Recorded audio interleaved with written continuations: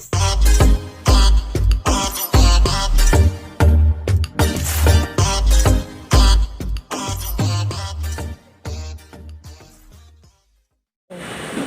up guys? Welcome back to another vlog.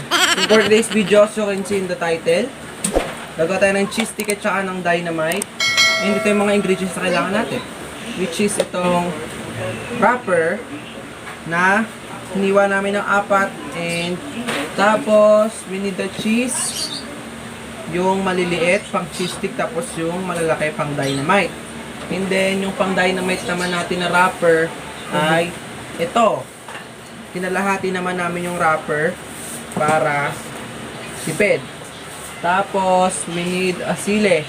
Siling green, hindi siling labuyo kasi hindi naman dynamite yun. Tapos, baboy na aming tinansya para sabay-sabay. Without further ado, let's get into the video.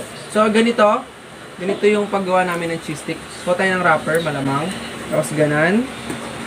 And then, we need a cheese like this. Yan, manipis. Para mas masarap. Tapos, lagay mo yung cheese. Tapos, pagka-fold mo, ay pagkalagay mo ng cheese, i-fold mo ng ganan.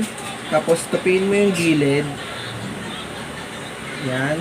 Tapos, i-roll mo na lang. I-roll mo na. Yan. Tapos, tubig. Huwag ng itlog kasi mahal ang itlog. Tapos, ayan. Yan yung cheese stick. Tchaning! Yan. And lagay na natin siya sa lalagyan. And tuloy-tuloy lang natin yung paggawa muna natin ng cheese stick. Mamaya natin gawin yung dynamite pagkatapos na tayo sa cheese stick.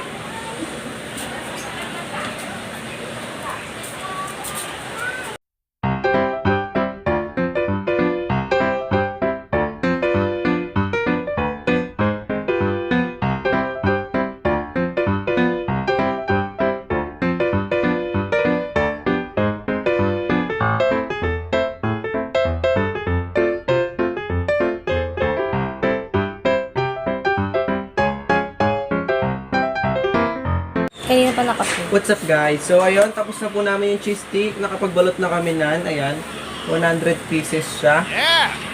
And next stop, yung dynamite na yung gagawin natin. And ganito po yung pagbabalot namin ng dynamite. And ito po yung wrapper na kailangan namin, which is itong pinalahati namin. And lalagay ko lang siya dito. Okay.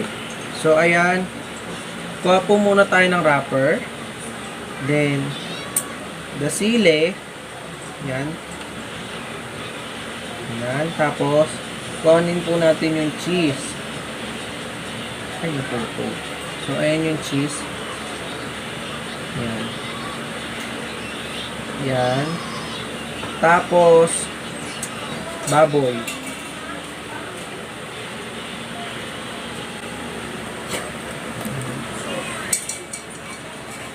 Tapos, balutin na po natin.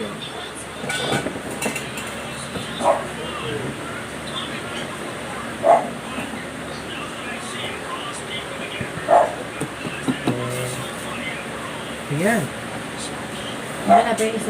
It depends on nyo kung gusto nyo makita yung buntot ng sili or hindi. And, tuloy-tuloy lang po natin yung paggawa hanggang sa matapos natin and mag-prito tayo mamaya.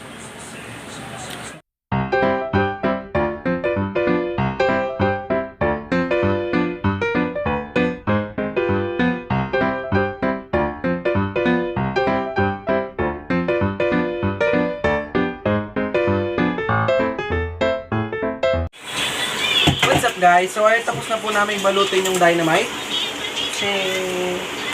And then itong cheese stick na napakadami. And punta na tayo dun sa kalan and lulutuin na natin itong dalawa. Pero hindi po natin lahat lulutuin kasi hindi naman po atin.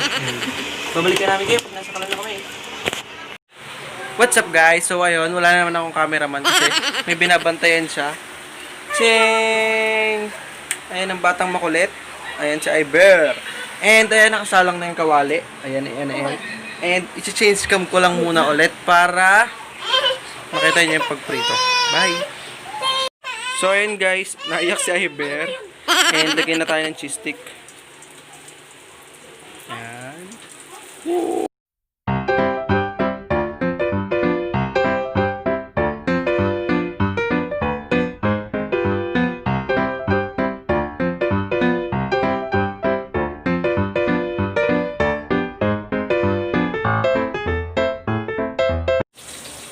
What's up guys? So ayun, dami namin sinampay. Cheese stick, alugin natin sa cheese para mas masarap. Salin ko lang siya dito. Parang hindi kasha. Ayan. Yung cheese stick and lagyan natin yung cheese powder. Ito siya, cheese whiz. Nakalagay sa cheese. Pero, cheese powder siya. Depende sa inyo kung gaano kadami ilalagay nyo. Kung maalat ba o hindi. Then, you need to marinig nyo ba si Iber ang ingay?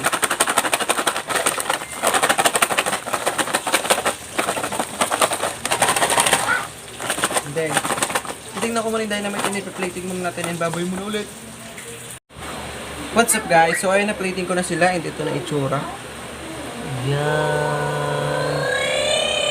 Hindi makita kasi naka-front cam lang ako kasi may ginagawa yung cameraman ko. Wow, cameraman.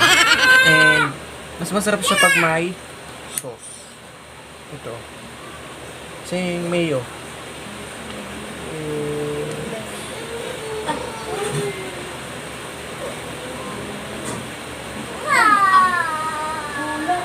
Mas masarap pag mas madami. So, ayan yung itsura niya. Tsaneng! Hindi niyo makita, pero makikita niyo sa thumbnail. And that's for my vlog. Thank you for watching. Don't forget to subscribe, like, and share. And bye-bye. See you next time.